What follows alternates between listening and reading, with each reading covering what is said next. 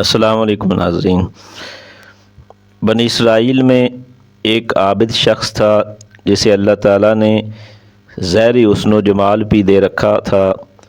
اپنے ہاتھ سے زنبیل بناتا اور فروخت کر کے بسر و اوقات کرتا۔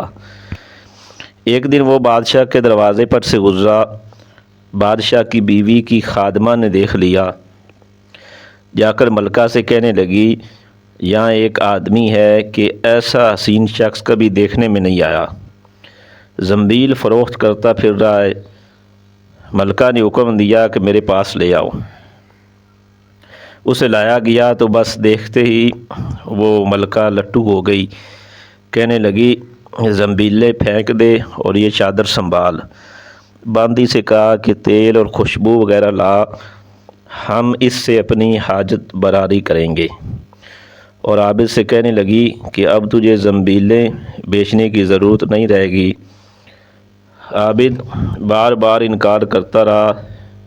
کہنے لگی کہ اگر تو یہ کام نہیں کرنا چاہتا تو اس کے بغیر یہاں سے باہر بھی نہیں جا سکتا، اور دروازے بند کرنے کا حکم دے دیا۔ عابد نے یہ حال دیکھا تو کہنے لگا، کیا تمہارے محل کے اوپر کوئی ضرورت کی جگہ ہے؟ کہنے لگی، ہاں ہے۔ باندی کو حکم دیا کہ اس کے لیے پانی وغیرہ اوپر لے جا۔ یہ اوپر چھت کے کونے کی طرف گیا، دیکھا کہ محل بہت اونچا ہے، کوئی ایسی چیز نہیں جس کے ساتھ لٹک کر نیچے اتر جائے۔ آخر اپنے نفس کو خطاب اور عتاب کرنے لگا کہ تو 70 سال سے اپنے رب کریم کی رضا کی طلب میں لگا ہوا ہے، رات دن اس حرص میں گزرتے ہیں، تجھ پر آج ایک شام ایسی آئی ہے جو تیرے اس تمام محنت کو ضائع کر دے گی۔ واللہ تجھ سے بڑھ کر کوئی خائن نہ ہوگا اگر یہ شام تیرے اعمال کو فاسد کر گئی۔ آخر اللہ کو کیا منہ دکھائے گا؟ غرض اسی طرح اپنے آپ کو خطاب اور عتاب کرتا رہا۔ حضور صلی اللہ علیہ وسلم فرماتے ہیں کہ اس کے بعد جب اس نے بلندی سے کود جانے کا تہیہ کر لیا تو اللہ تعالیٰ نے جبرائیل علیہ السلام کو ندا دی۔ انہوں نے لبیک کہہ کر جواب دیا۔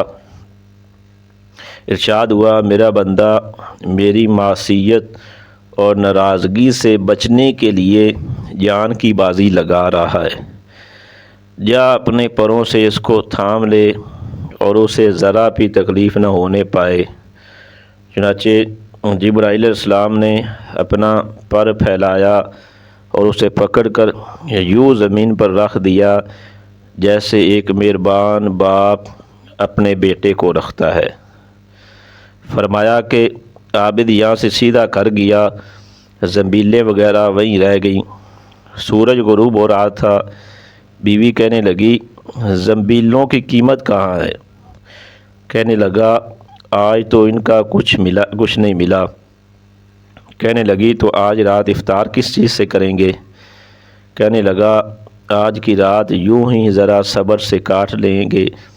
پھر کہنے لگا، اٹھ کر تندور میں آگ جلا دے، ہمسائے ہمارے تندور میں آگ نہیں دیکھیں گے تو نامعلوم کیا کچھ خیالات دوڑائیں گے، خواہ مخواہ انہیں پریشان کرنا اچھا نہیں۔ بیوی نے اٹھ کر تندور میں آگ جلا دی، خود واپس آ کر بیٹھ گئی۔ ایک پڑوسن آگ لینے کو آئی، پوچھا آگ ہے؟ جواب ملا، آگے بڑھ کر تندور سے لے لو۔ یہ عورت آگ لے کر واپس ہوئی تو گھر والی سے کہنے لگی، بہن تو یہاں بیٹھی باتیں کر رہی ہے، ادھر تیری روٹیاں پک چکی ہیں بلکہ جلنے کو ہیں۔ عورت نے اٹھ کر دیکھا تو تندور بہترین روٹیوں سے بھر رہا تھا۔